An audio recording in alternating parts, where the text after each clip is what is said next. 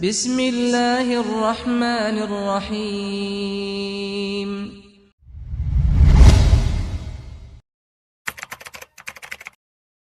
Assalamualaikum warahmatullahi wabarakatuh. Alhamdulillah nahmaduhu wa nasta'inuhu wa nastaghfiruh wa na'udzu billahi min shururi anfusina wa min sayyiati a'malina. May yahdihillahu fala mudilla lahu wa man yudlilhu fala hadiya lahu. Segala puji hanya bagi Allah. Kita memujinya, memohon pertolongan dan memohon ampun kepadanya. Kita berlindung kepada Allah dari kejelekan jiwa-jiwa kita dan dari keburukan amal perbuatan kita. Barang siapa yang diberi petunjuk oleh Allah, maka tiada seorang pun yang bisa menyesatkannya. Dan barang siapa yang disesatkan oleh Allah, maka tiada seorang pun yang bisa memberi petunjuk kepadanya. Asyhadu an la ilaha illallah wahdahu la syarikalah, lahul mulku wa lahul hamdu wa huwa ala kulli syai'in qadir. Wa asyhadu anna Muhammadan abduhu wa rasuluh wa safiyuhu wa khaliluh. Aku bersaksi bahwa tiada Tuhan yang patut disembah kecuali Allah semata. Tiada sekutu baginya. Miliknya lah segala kerajaan, pujian, dan Dia maha kuasa atas segala sesuatu. Dan aku bersaksi bahwa Muhammad adalah hamba dan utusan Allah, seorang nabi yang merupakan kekasih dan pilihan Allah. Salawatu Rabbi wa salamuhu alaihi wa ala alihi wa sahbihi wa man tabi'ahum bi ihsanin ila yaumiddin.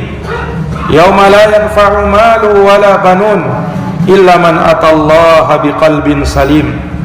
Semoga salawat dan salam senantiasa tercurahkan kepada beliau, kepada keluarga dan sahabat beliau, dan orang-orang yang senantiasa meniti jalannya sampai hari kiamat. Hari yang tiada berguna harta dan anak-anak kecuali siapa yang menghadap kepada Allah dengan hati yang selamat. Amma ba'd, faya ma'asyaral muslimin wa zumratal mu'minina rahimakumullah, usikum wa nafsiya bitaqwallah faqad fazal muttaqun. Kaum muslimin, kaum mukminin yang dirahmati dan dimuliakan oleh Allah, aku wasiatkan kepada diriku dan kepada seluruh jamaah untuk kita bertakwa kepada Allah. Sungguh amat beruntung mereka yang bertakwa kepadanya. Faqad qala Allah Ta'ala fi kitabihil karim wa huwa asdaqul qailin. Allah Ta'ala berfirman dalam kitabnya yang mulia, dan Dia adalah sebenar-benarnya pembicaraan. Ya ayyuhalladzina amanu taqullaha haqqa tuqatihi wa la tamutunna illa wa antum muslimun. Wahai orang-orang yang beriman, bertakwalah kalian kepada Allah dengan sebenar-benarnya ketakwaan, dan jangan kalian mati kecuali di atas keislaman. Sadaqallahul azim. Maha benar Allah dengan segala firman-Nya. Ma'asyaral muslimin, sidang jamaah Jumat yang dirahmati oleh Allah, salah satu fenomena yang terjadi di akhir zaman adalah minimnya kesadaran mereka akan perbuatan dosa dan pelanggaran-pelanggaran terhadap agama. Sesungguhnya penurunan semacam ini terjadi dari zaman ke zaman. Bahkan jamaah sekalian yang dirahmati oleh Allah, tidaklah datang suatu tahun melainkan tahun yang berikutnya akan semakin parah. Benarlah apa yang dikatakan oleh sahabat Anas bin Malik radhiyallahu an. Beliau pernah berkata, la ya'ti amun illa walladhi ba'dahu syarrun min sami'tuhu min nabiyyikum sallallahu alaihi wasallam. Tidak datang suatu tahun melainkan tahun berikutnya akan lebih buruk daripada tahun sebelumnya. Aku dengarkan hal tersebut dari nabi kalian sallallahu alaihi wasallam. Beliau pernah juga berkata, innakum lata'maluna a'malan hiya adaqqu fi a'yunikum minasy-sya'ar wa in kunna lana'udduha ala ahdin Nabi sallallahu alaihi wasallam minal mubiqat.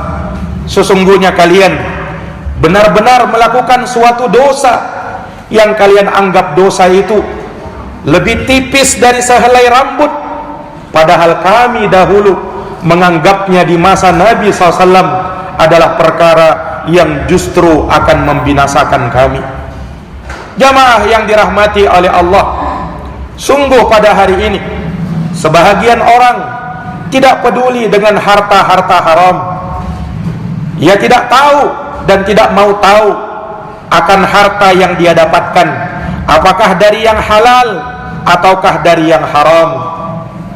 Para jamaah yang dirahmati dan dimuliakan oleh Allah, sungguh ini adalah pertanda akhir zaman. Sungguh ini adalah pertanda kiamat sudah mau tiba. Rasulullah pernah menyatakan di dalam sabdanya, la ya'tiyanna 'alan nasi zamanun la yubalil mar'u min aina akhadha mala amin halal amin haram. Sungguh kata Nabi, betul-betul akan datang suatu zaman di mana zaman tersebut seseorang tidak peduli lagi dari mana dia mendapatkan harta, apakah dari yang halal ataukah dari yang haram. Karena tuntutan kehidupan, ia pun bertindak sewenang-wenang. Ia pun tidak peduli dengan halal dan haram. Ia lupa bahwa harta yang dia dapatkan akan dipertanggungjawabkan kelak di hadapan Allah Subhanahu wa ta'ala. Rasulullah pernah menyatakan di dalam sabdanya, la tazulu qadama bani adam yaumal qiyamah hatta yus'ala an khamsin. Tidak akan bergerak kedua kaki ini pada hari kiamat sampai dia ditanya tentang 5 perkara.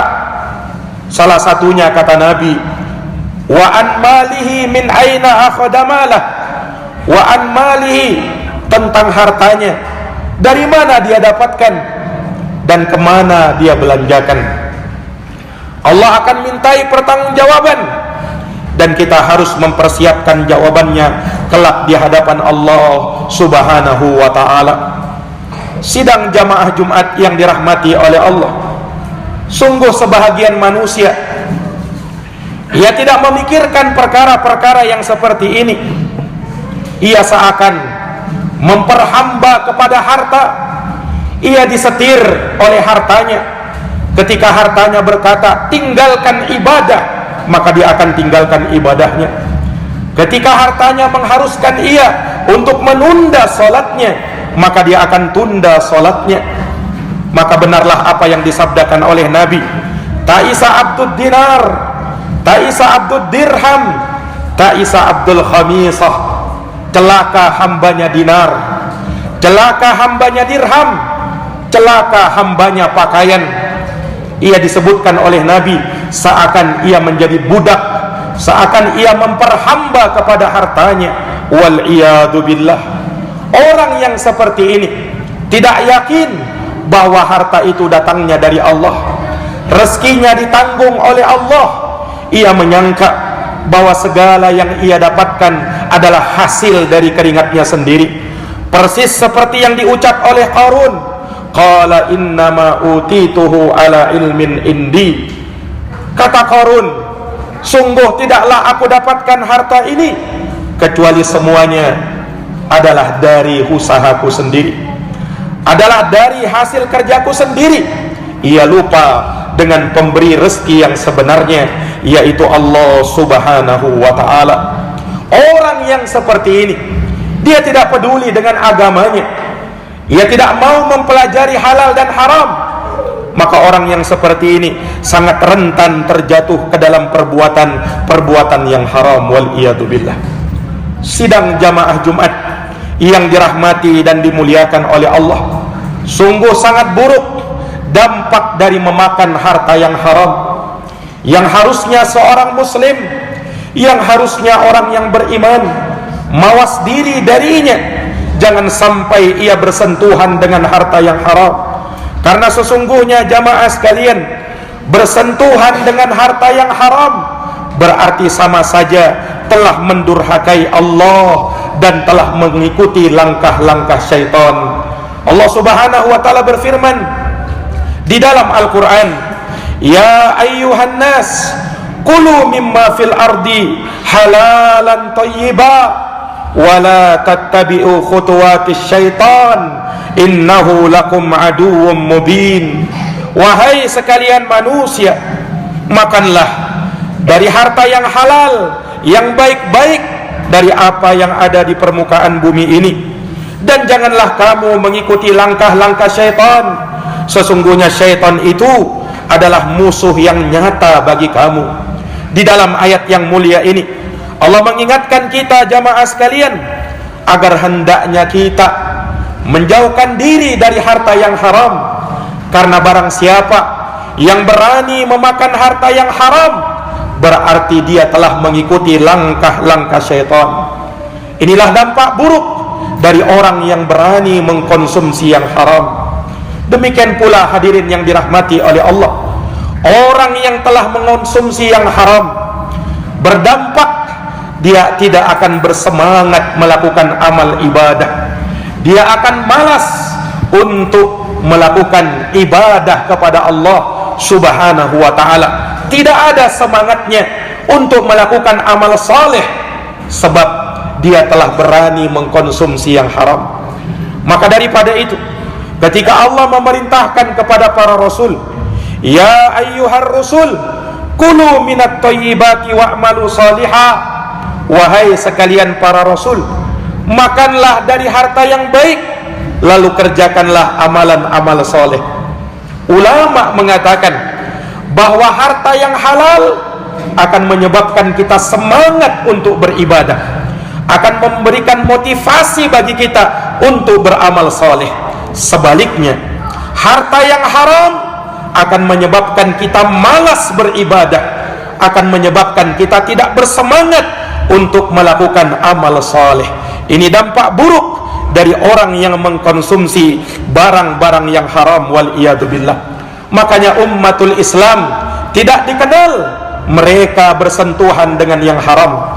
Mereka akan menjaga diri dari perkara-perkara yang haram, dari makanan-makanan yang haram, sebab itu bukan sifat mereka. Itu adalah sifat orang yang tak beriman, orang yang kafir kepada Allah Subhanahu wa ta'ala, sebagaimana Allah sifatkan orang-orang Yahud, wa aklihimus suhud wa labi'sa ma kanu ya'malun. Sungguh mereka orang-orang tak beriman, mereka makan yang haram, maka sangat buruk kata Allah apa yang telah mereka lakukan tersebut. Maka jamaah yang dirahmati oleh Allah Subhanahu wa ta'ala, dari dampak buruk orang yang mengkonsumsi yang haram menyebabkan ia tidak dihalalkan oleh Allah Subhanahu wa ta'ala untuk menginjakkan kakinya di dalam surga. Tempat yang pantas bagi dia adalah neraka. Rasulullah pernah mengingatkan di dalam sabdanya, ayyumalahmin nabata min haram fannaru aulalah. Daging mana saja yang tumbuh dari sesuatu yang haram, maka neraka lebih pantas bagi dirinya. Di dalam hadis yang lain Rasulullah menyatakan, inna rijalan yatakhawwaduna fi malillahi bighairi haqqin falahumun naru yaumal qiyamah.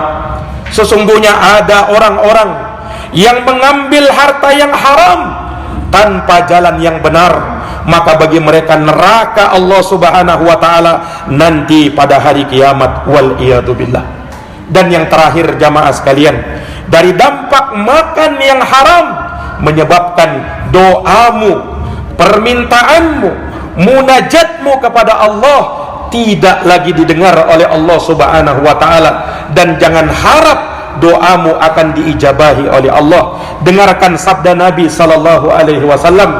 Beliau menceritakan seseorang yang dia mengadakan perjalanan panjang, berambut kusut, masai lagi berdebu. Dia menengadahkan tangannya ke atas langit seraya berdoa, ya Rabbi, ya Rabbi, wahai Tuhan, wahai Tuhan. Akan tetapi kata Nabi, doanya tak didengar oleh Allah. Sebab wa mat'amuhu haram, makanannya makanan haram. Wa masyrabuhu haram, minumannya minuman yang haram. Wa malbasuhu haram, pakaiannya pakaian yang haram. Wa ghudhiya bil haram, ia pun dikenyangkan dengan yang haram. Fa anna yustajabulah, maka bagaimana bisa orang yang seperti ini doanya akan diperkenankan oleh Allah Subhanahu wa ta'ala. Maka berhati-hatilah ummatul Islam dari mengkonsumsi yang haram. Cukupkanlah diri kita dengan yang halal-halal saja. Insya Allah lebih berkah bagi kehidupan kita, lebih berkah bagi diri, keluarga, istri dan anak kita. Aqulu kama tasma'un. Barakallahu li wa lakum fil Qur'anil azim wa nafa'ani wa iyyakum bima fihi minal ayati wa dzikril hakim. Aqulu qawli hadza wa astaghfirullah li wa lakum wa lisairil muslimina min kulli dhanbin fastaghfiruh innahu huwal ghafurur rahim. Allahumma shalli wa sallim wa barik wa taqabbal wa barik bi jalatika wa kamalika ala jami'il ibadi sayyidina wa maulana Muhammad wa kulli sahabati rasulillahi ajma'in.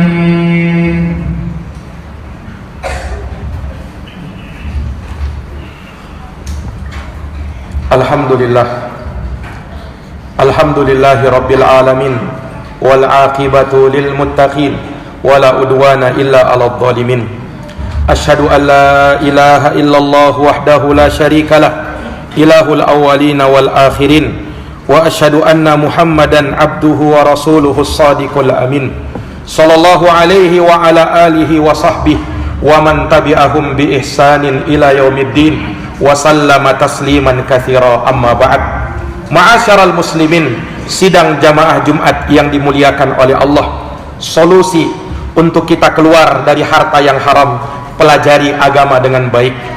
Pelajari agama dengan baik, karena sesungguhnya orang yang kurang ilmunya, orang yang kurang pengetahuannya terhadap agama, orang yang kurang ketakwaannya kepada Allah, inilah yang menyebabkan ia berani bersentuhan dengan yang haram. Maka daripada itu jamaah sekalian yang dirahmati dan dimuliakan oleh Allah Subhanahu wa ta'ala, hendaknya kita merasa cukup dengan apa yang Allah berikan kepada kita. Yang penting halal, sedikit itu halal, itu lebih baik dan lebih berkah daripada yang banyak namun tidak halal. Rasulullah pernah menyatakan di dalam sabdanya, wa may yastaghni yughnihillah, barang siapa yang merasa cukup dengan pemberian Allah, maka Allah akan berikan kecukupan kepadanya. Irda bima qassamallah takun aghnan nas, ridolah kamu dengan apa yang Allah telah berikan kepada kamu, niscaya kamu akan menjadi orang yang paling kaya. Sebab kekayaan tidak diukur dengan banyaknya rupiah, banyaknya harta benda, tetapi kekayaan adalah kecukupan di dalam hati. Laisal gina an kasratil arab, innamal gina ginan nafs. Kekayaan tidaklah diukur dengan banyaknya harta, tetapi kekayaan adalah kecukupan yang ada di dalam hati. Maka bertakwalah kepada Allah Subhanahu wa ta'ala, niscaya Allah akan bukakan bagi kita jalan keluar, dan kita akan diberi rezeki dari arah yang kita tidak sangka-sangka. Wa may yattaqillaha yaj'al lahu makhrajan wa yarzuqhu min haitsu la yahtasib. Barang siapa yang bertakwa kepada Allah, maka Allah akan adakan baginya jalan keluar, dan ia akan diberikan rezeki dari arah yang ia tidak sangka-sangka. Dan yang terakhir, jangan kau lupakan ibadah kepada Allah Subhanahu wa ta'ala. Sesibuk apapun kau mencari harta, sesibuk apapun bisnis yang kau lakukan, jangan sampai kau kesampingkan ibadah kepada Allah Subhanahu wa ta'ala. Sungguh sebagian orang di masa ini menganggap bahwa dengan ia beribadah maka jatah rezekinya dikurangi oleh Allah. Sungguh jamaah sekalian, ini pemahaman yang keliru. Justru dengan kau beribadah kepada Allah, maka Allah Subhanahu wa ta'ala akan lapangkan dan luaskan rezekimu. Allah Subhanahu wa ta'ala berfirman di dalam hadits qudsi, ya bena Adam tafarraq li ibadati, wahai anak cucu Adam, konsentrasilah untuk beribadah kepadaku. Amla sadraka gina, niscaya aku akan cukupi kebutuhanmu. Wa asudda faqrak, dan aku akan tutupi kefakiranmu. Wa illa taf'al, kalau kau tidak lakukan itu, mala'tu sadraka syughla, aku akan penuhi dadamu dengan kesibukan. Walam asudda faqrak, dan aku tidak akan tutupi kefakiran dan kemiskinan kamu. Maka dengan ibadah kepada Allah, Allah subhanahu wa ta'ala akan memuliakan kita, dan Allah akan cukupkan dunia kita. Maka jamaah yang dirahmati oleh Allah, kita memohon kepada Allah subhanahu wa ta'ala agar Allah subhanahu wa ta'ala senantiasa memberikan keberkahan kepada hidup kita. Innallaha amarakum bi amrin fabada'a fihi bi nafsihi wa thanna bi malaikatihi wa thalatha bikum ayyuhal mu'minun faqala innallaha wa malaikatahu yusalluna 'alan nabi ya ayyuhalladzina amanu sallu 'alaihi wa sallimu taslima. Allahumma salli wa sallim wa zid wa barik wa an'im ala sayyidina wa maulana Muhammadin wa ala alihi wa sahbihi ajma'in. Wardallahumma 'anil khulafa'ir rasyidin Abi Bakrin wa Umar wa Utsman wa Ali wa an kulli sahabati ajma'in wa tabi'in wa tabi'it tabi'in lahum bi ihsanin ila yaumiddin. Allahumma ighfir lil muslimina wal muslimat wal mu'minina wal mu'minat al ahya'i minhum wal amwat innaka sami'un qaribun mujibud da'awat ya qadiyal hajat. Allahumma arinal haqqa haqqa warzuqna ittiba'ah wa arinal batila batila warzuqna ijtinabah. Allahumma habbib ilainal iman wa zayyinhu fi qulubina wa karrih ilainal kufur wal fusuqa wal isyan waj'alna minar rasyidin. Rabbana atina fid dunya hasanah wa fil akhirati hasanah wa qina adzabannar. Ibadallah, innallaha ya'muru bil adli wal ihsan wa ita'i dzil qurba wa yanha 'anil fahsya wal munkar wal baghi ya'idukum la'allakum tadhakkarun. Fadhkurullahal 'azimal jalila yadhkurkum washkuruhu 'ala ni'amihi yazidukum wa la dzikrullahi akbar wallahu ya'lamu ma tasna'un. Aqimis shalah.